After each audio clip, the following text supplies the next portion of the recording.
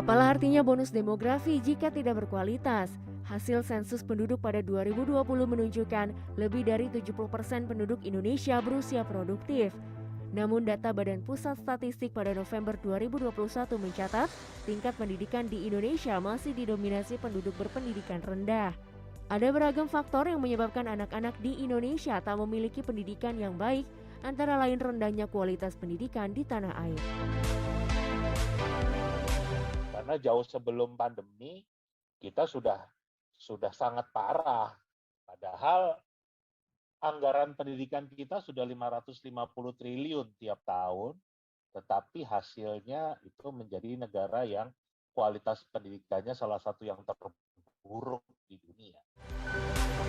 Berdasarkan tes PISA yang diselenggarakan oleh Organisasi untuk Kerjasama Ekonomi dan Pembangunan atau OECD pada 2018, keterampilan membaca, matematika, dan sains anak berusia 15 tahun di Indonesia masih di bawah rata-rata atau tertinggal 2,5 tahun dibanding anak-anak seumur dari negara OECD lain. Bahkan sejak 2000, hasil tes PISA Indonesia menunjukkan keterampilan membaca, berhitung, dan sains yang cenderung stagnan. Pemerintah mengakui walau partisipasi sekolah meningkat, anak-anak belum mendapat pengalaman belajar yang berkualitas. Nah, kenapa itu terjadi dari tahun ke tahun? Ya, karena tadi kita memang belum cukup serius untuk memfokuskan intervensi kebijakan-kebijakan pendidikan kita ke arah kualitas, ketimpangan laju pembangunan antara kota dan desa, ketimpangan infrastrukturnya sampai yang mendasar seperti listrik dan internet gitu ya. Ini bukan porsi saya untuk menjabarkan akar masalah sosial ekonominya, tapi itu jelas berdampak pada pendidikan. Dari sisi demand pendidikan, dari sisi orang tua dan murid, kalau tidak ada pekerjaan yang membutuhkan skill yang tinggi, tentu kurang ada insentif untuk melanjutkan sekolah dan kuliah. Lebih baik langsung kerja, dapat uang gitu ya. Nah itu. Sejumlah pakar pendidikan khawatir akan terjadinya bencana demografi jika kualitas pendidikan di Indonesia tidak diperbaiki. Data Bank Dunia pada 2020 menyebut indeks pembangunan manusia Indonesia merosot ke peringkat ke-96 dari peringkat ke-87 pada 2018. Bahkan berdasarkan data UNDP pada 2020, indeks pembangunan manusia Indonesia berada di peringkat ke-107. Undang-undang Cipta Kerja ini di satu sisi, dari sisi investasi, oke, baguslah.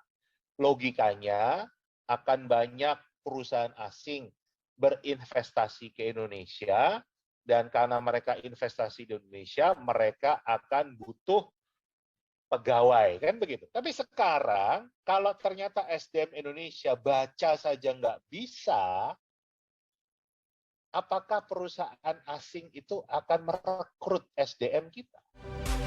Untuk memperbaiki kualitas pendidikan, pemerintah menyatakan akan mengubah pola penilaian di tingkat daerah dan mengubah kurikulum menjadi kurikulum merdeka.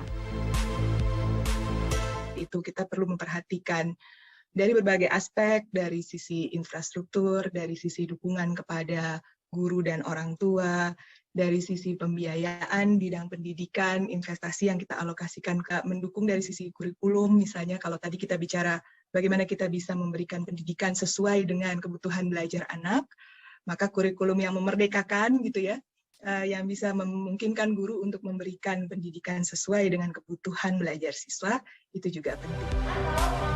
Undang-Undang Pendidikan Nomor 20 Tahun 2003 menyatakan pemerintah dan pemerintah daerah wajib memberikan layanan dan kemudahan serta menjamin terselenggaranya pendidikan bermutu bagi setiap warga negara tanpa diskriminasi. Pendidikan berkualitas juga menjadi salah satu faktor penting dalam upaya mengakhiri kesenjangan dan kemiskinan pada 2030.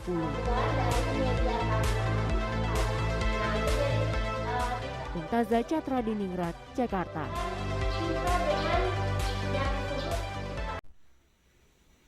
Untuk mengatasi kualitas pendidikan di Indonesia yang rendah, perlu solusi sebagai berikut.